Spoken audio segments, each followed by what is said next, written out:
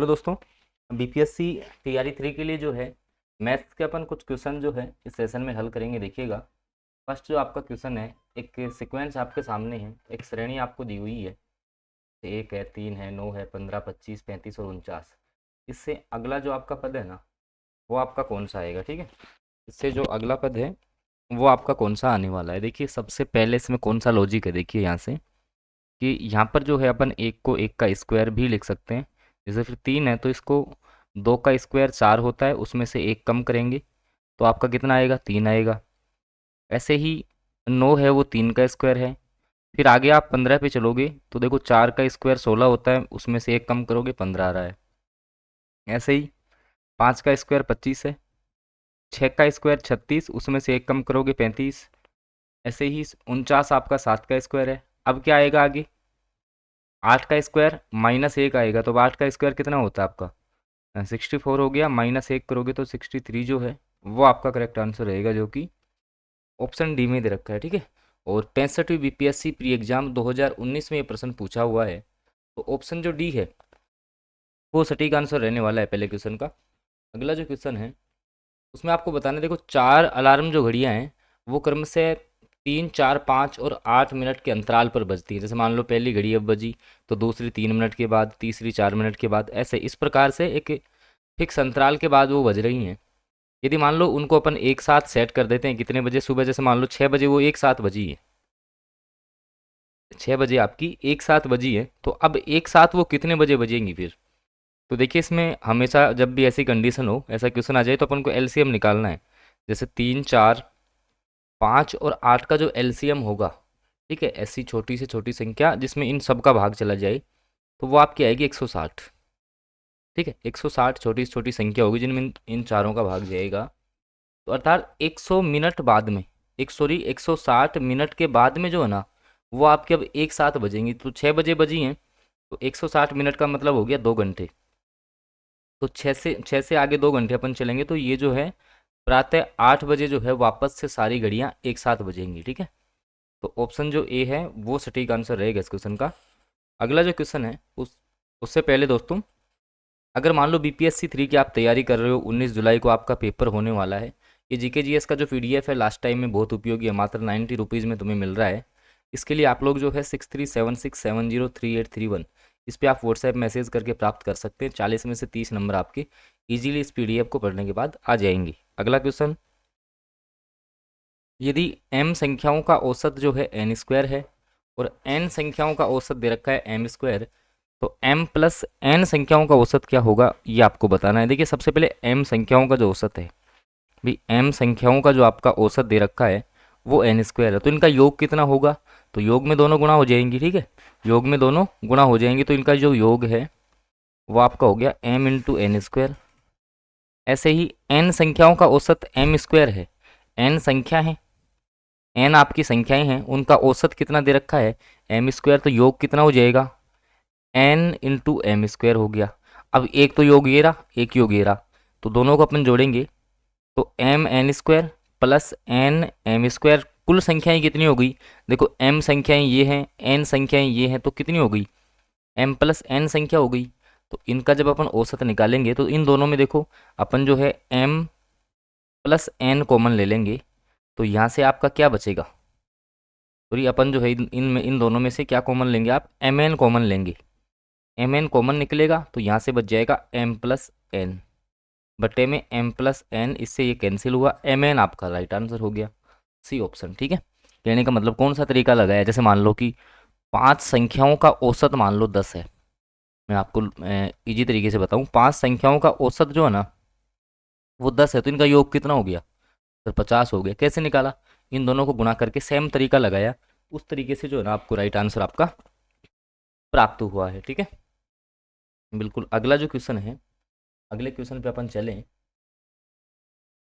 आपको बताना है, इस प्रकार से आपके पास एक व्यंजक दिया हुआ है कि 16 की घात 7 इंटू 27 की घात 6 इंटू 5 की घात 9, ये गुणनफल का कुल अभाज्य गुणनफल कितने हैं? इसमें कुल इसके प्राइम फैक्टर कितने हैं? देखो, 16 को जो है अपन 2 की पावर 4 लिख सकते हैं, पूरे पे 7 पावर लगी है, सही बात है, इंटू 27 को 3 की पावर 3 लिखेंगे, इसकी पावर 6 है, 5 ऐसे ही ब्रेक डाउन तो ये आपकी पावर 9 रहेगी। अब आपने पढ़ा होगा कि जैसे मान लो m की घात n लगी हो, पूरे की घात n हो, तो ये घातें आपस में ये दोनों आपस में गुणा हो जाएंगी, तो 7 4 से गुणा होगा, तो 2 की घात 7 चौक 28 इंटू 3 की घात 3 को 6 से गुणा करेंगे 18 इंटू 5 की घात 9। अब ऊपर वाली घातों को आप जोड़ दीजिए, 28 प्लस 18 प्लस 9, ठीक है। तो आप इनको जब जोड़ेंगे तो 8 और 8 16, 16 और 9 आपका 25, यानी कि 55 आपका करेक्ट आंसर जो है वो इस क्वेश्चन का रहने वाला है। ठीक है दोस्तों, बाकी अगर क्लास तुम्हें अच्छी लग रही हो तो आप सेशन को लाइक जरूर कर दे दोस्तों। चैनल को सब्सक्राइब नहीं किया है तो आप सब्सक्राइब भी कर लें। अगला क्वेश्चन जो है इस प्रकार का कई बार बीपीएससी जो है वो आपसे पूछ चुका है ऐसा क्वेश्चन। तो इसमें जो है आप लोग क्या करेंगे ऐसे क्वेश्चन में कि आपसे पूछिए ये कोई संख्याएं हैं, इनकी माध्यिका क्या है, ठीक है, माध्यिका बोल दे, या इसी क्वेश्चन में ये माध्यक भी बोल सकता है, एक ही शब्द है दोनों। तो इसमें अपन क्या करते हैं, सबसे पहले नंबर से सेट करेंगे, उसके बाद देखो इसको यहाँ से काट दो, इसको यहाँ से, एक को यहाँ से काटो, इसको यहाँ से काटा, इसको यहाँ से काटा, इसको यहाँ से, लास्ट में 2 बच गए तो दोनों को जोड़ दो। 8 + 10 कितना हो गया 18, 18 का आधा कर दो आप, तो कितना आ गया 9। 9 करेक्ट आंसर है बी। 2 बार जो है ना बीपीएससी इस पर्सन को पूछ चुका है आपसे, बी ऑप्शन सटीक रहेगा इस क्वेश्चन का। आई होप समझ में आ गया होगा। अगला क्वेश्चन देखो, ऐसी सबसे बड़ी संख्या ज्ञात आपको करनी है जिसके द्वारा 76, 151 और 226 को भाग करने पर प्राप्त होने वाली सभी शेषफल आपके समान रहने चाहिए। अब आप चाहो तो इस क्वेश्चन को ऑप्शन से भी कर सकते हो, ठीक है, अगर आप ज़्यादा लॉजिक नहीं लगाना चाहते, या आप एचसीएफ के द्वारा भी कर सकते हो, ऑप्शन से करो। देखिए 75 से आप इसको करोगे तो आपका राइट आंसर आएगा। कैसे कि जब 76 में अपन 75 का भाग देंगे ना तो एक बार जाएगा, एक शेषफल बचा, कितना बचा शेषफल, एक बचा। ऐसे ही 151 में दोगे तो 75 जो है ये 2 बार भाग जाएगा, 150, फिर एक शेषफल बचेगा। ऐसे ही 226 में जो है आप 75 का भाग देंगे तो भी आपका शेषफल जो है कितना बचना है, यहाँ पर एक बचना है। तो बिल्कुल सी ऑप्शन सटीक रहेगा इसका ना। तो कुछ क्वेश्चन होते हैं जो ऑप्शन से भी सीधे निकलेंगे। अगला प्रश्न, यदि एक वर्ग की भुजा 30% बढ़ा दी तो उसके क्षेत्रफल में कितनी वृद्धि होगी। आपने नॉर्मली ये फॉर्मूला पढ़ रखा होगा, a+b+-a/b/100। चाहो तो आप इस तरीके से निकाल लो परसेंटेज, अगर आपने पढ़ी है तो देखो 30 + 30 प्लस माइनस आपका 30 × 30। अब प्लस माइनस में क्या काम आएगा, जब बढ़ाया गया है, भुजा को बढ़ाया गया है तो यहाँ प्लस का चिन्ह काम में लेंगे, बट्टे में 100 आएगा, ठीक है। 30 और 30 कितने 60, प्लस 30 को 30 से गुणा करेंगे तो आपका कितना 900, बट्टे में 100, 2 जीरो से 2 जीरो कैंसिल, 60 + 9 कितना आया 69। एक तरीका तो ये है, 69% आपका आ गया है, एक तरीका तो ये है। दूसरा तरीका, कितनी बढ़ाई है 30% ना, तो 100 से कितनी 130 इंटू 130 बाई क्षेत्रफल स्क्वायर होता है, ठीक है, बट्टे में 100, जीरो से जीरो कैंसिल, जीरो से जीरो, 13 को 13 से 169, 169 की 100 से तुलना कर लो कितना बढ़ा है 69। किसी भी तरीके से आप हल कर सकते हो इन क्वेश्चंस को, ठीक है। और यहाँ से बीपीएससी बाहर नहीं जाता है, इस भी बात का आपको ध्यान रखना पड़ेगा। लेकिन देखो सेशन अगर आपको पसंद आता है ना दोस्तों, तो आप लाइक भी करें और चैनल को सब्सक्राइब भी करें। अगला क्वेश्चन देख लीजिए, 350 कंचों को सीता और सविता के बीच 5:9 में बांटना है तो सविता को कितने मिलेंगे भाई। जैसे 350, समझ रहे हो, 350, अब 5:9 में बांटना, अर्थात 5 और 9 कितने आपके 14, अनुपातों का योग 14 हो गया, ठीक है। किसका पूछना है, सविता का। सविता सेकंड नंबर पे, अर्थात 9 अनुपात है सविता का, कुल आपका 14 × 350, ठीक है।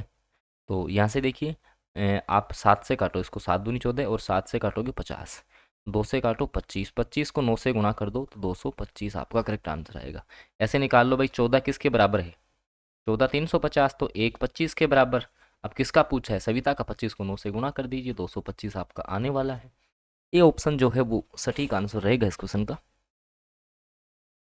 अगला क्वेश्चन देखिए, 14, 28 और 21 का चौथी अनुपाती संख्या क्या होगी। बहुत इजी है, देखिएगा आप यहाँ से, भैया आपके सामने दी हुई है, 14 है, 28 है, 21 है, और उसके बाद में चौथी संख्या, इसको अपन x मान लेते हैं। अब दोस्तों होता क्या है कि जब भी ये आपके अनुपात में है तो बाह्य पदों का जो गुणनफल है, ठीक है, वो आंतरिक पदों के गुणनफल के बराबर आप रख सकते हो। तो देखिए 14 गुणा x बराबर 28 × 21, यहाँ से x बराबर जो आपका आएगा 28 × 21 बटे में 14 जाएगा, 14 को 2 बार यहाँ से कटेगा, 21 को 2 से आप गुणा करेंगे तो 42 जो है ना वो आपका सटीक आंसर रहेगा इस क्वेश्चन का। आई होप ये क्वेश्चन भी तुम्हें इजी तरीके से समझ में आया होगा। अगला क्वेश्चन आपके सामने जो है कुछ इस प्रकार से है, और आपको ध्यान भी रखना है इस क्वेश्चन का। देखिएगा, ई और एफ है वो मिलकर जो है एक काम को 10 दिनों में पूरा कर सकते हैं। भाई ई प्लस जो एफ है ना, वो एक काम है उसको 10 दिनों में कर रहे हैं, और ई अकेला उसी काम को 30 दिनों में कर सकता है। ई अकेला अगर करना चाहिए ना इसी काम को तो 30 दिनों में कर देगा अकेला। सेम अपन टोटल वर्क 30 हो गया, 10 का भाग देंगे, इफिशियंसी 3 आ गई, एक इफिशियंसी आ गई। अब देखो ये दोनों मिलके 3 इफिशियंसी से करेंगे तो ई अकेला एक से कर रहा है, तो एफ कितने से करेगा सर, एफ की इफिशियंसी 2 हो जाएगी यहाँ से। कुल काम 30 से करेगा, 2 के हिसाब से कितना आ जाएगा, 15 दिन। ये लो ऑप्शन ए जो है ना, तो वो सटीक आंसर हो गया आपका। ठीक है, बिल्कुल जो है इजी क्वेश्चन है, याद रखना है। और दोस्तों ये रहा, अगर बीपीएससी टीआरई 3 की तुम्हारी तैयारी नहीं हुई है, 40+80 की आप लोग करना चाहते हैं कि सर हम कैसे तैयारी करें कि लास्ट टाइम में हमारा सिलेक्शन हो जाए, ये सारे एमसीक्यू हैं। ठीक है, ऑब्जेक्टिव क्वेश्चन है जो लगा करके जाने हैं ना, तुम्हें कंफर्म सिलेक्शन हो जाएगा किसी भी सब्जेक्ट से आप हो। ठीक है, अलग अलग प्राइस है सारों की, 3500 बच्चों ने सिलेक्शन निकाला है। इसके लिए आप 6376703831 ये नंबर है, इस पर आप व्हाट्सएप मैसेज कर लो, इस पर आप व्हाट्सएप मैसेज कर लो, डिस्प्ले पे भी नंबर चल रहा है। अगला क्वेश्चन आ जाइए। ए और बी एक टैंक को 5 और 20 घंटों में भरते हैं। एक तीसरा नल है सी, उस भरे हुए टैंक को 10 घंटों में खाली करता है। यदि तीनों नलों को एक साथ खोल दिया जाए तो टैंक को पूरा भरने में जो है आपको कितना समय लगने वाला है। तो देखिए सबसे पहले ए और बी दोनों टैंक को भर रहे हैं, ठीक है, और तीसरा इनको खाली कर रहा है। तो सबसे पहले देखो ए टैंक को आपको लग रहे हैं 5 घंटे, बी जो टैंक है उसको लग रहे हैं 20 घंटे, सी जो टैंक है ना वो कर रहा है इनको खाली 10 घंटे में। तो अपन इसके लिए माइनस चिन्ह का उपयोग करेंगे यहाँ पे। ठीक है, तीनों का जब आप एलसीएम लोगे तो 20 आपका आने वाला है। इफिशियंसी आप निकाल लो, तो 5 का भाग 20 में दोगे 4 बार, इसकी इफिशियंसी 1 आने वाली है। ये आपकी इसकी आएगी 2, लेकिन 2 किसके काम में लेनी है, माइनस की 2। अब टैंक को पूरा भरने में कितना समय लगा, तो टोटल अपने पास 20 है, इफिशियंसी देखो 4 और 1 5 है, और 2 आपका ही माइनस में है तो प्लस का 3 बच गया, तो 20/3। तो 20/3 घंटे देखो आपको ऑप्शन में भी दिया हुआ है, डी ऑप्शन जो है ना वो आपका सटीक रहेगा इस क्वेश्चन का। ठीक है, अगला क्वेश्चन देखिए, 11 परिणामों का औसत 50 है। ठीक है, 11 परिणाम है, मान लो 11 है तो उनका औसत 50 दे रखा है, तो उनका कुल योग कैसे निकालेंगे, वही 11 × 50 हो जाएगा, 550 आपका आने वाला है। ऐसे ही अभी जो 11 है उनमें से पहले शुरुआत के जो 6 परिणाम है उनका औसत 49 है। शुरुआत के जो 6 परिणाम है उनका औसत 49 दे रखा है। ठीक है, तो टोटल अपन निकालेंगे तो आपका जो है कितना आने वाला है, जैसे अपन जो है इसका निकालेंगे तो आपका जो है ये आपका आएगा 294 आपका आ जाएगा। ठीक है ना, अंतिम जो 6 परिणाम है, अंतिम 6 का कितना है, 52 है, तो इनका भी एक बार निकाल लीजिए, अंतिम 6 का आपका 52 है, तो ये आपका आने वाला है 312। ठीक है, अब देखो यहाँ से ये शुरुआत के 6, ये अंतिम 6, अब छठा परिणाम निकालना है, इन दोनों को जोड़ो आप एक बार यहाँ से।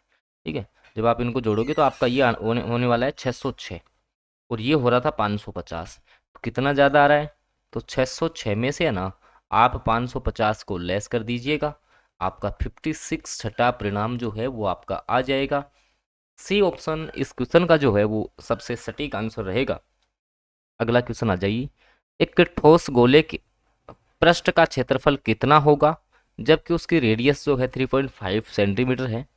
पाई की वैल्यू 22/7 आपको उपयोग करनी है। तो देखिए 4πr² ये होता है गोले का पृष्ठीय क्षेत्रफल, तो 4 गुणा पाई की जगह 22/7 रखेंगे। आर का मान 3.5 × 3.5। ठीक, पॉइंट उठा लो 10, पॉइंट उठाओ नीचे में 10 हट गया पॉइंट, 7 से काट लो, 5 बार कटा, 5 से काटो 5 दूनी 10, 2 दूनी 4। ठीक है, 5 से काटो 7 बार, 5 से काटो 2 बार, 2 से काटो 11 बार, 11 दूने 22, 22 को 7 से आप गुणा कर दीजिए तो 154 जो है ना वो आपका करेक्ट आंसर होगा। कौन से ऑप्शन में है, बी ऑप्शन जो है इस क्वेश्चन का सबसे सटीक आंसर रहेगा। तो ये भी आपको ध्यान रखना था, बी ऑप्शन के साथ आप लोग जाएंगे। बाकी मैंने बता दिया है, तुम्हारी तैयारी अगर नहीं हुई अभी भी, तुम्हें चाहते हो कि सर हमारा कैसे भी सिलेक्शन हो जाए, तो आप इस नंबर पर जो है व्हाट्सएप मैसेज कर लें। बाकी लगातार क्लासेज तुम्हें दे रहा हूँ मैं, सेशन अच्छा लग रहा है तो आप इसको लाइक करें और चैनल को सब्सक्राइब जरूर करें।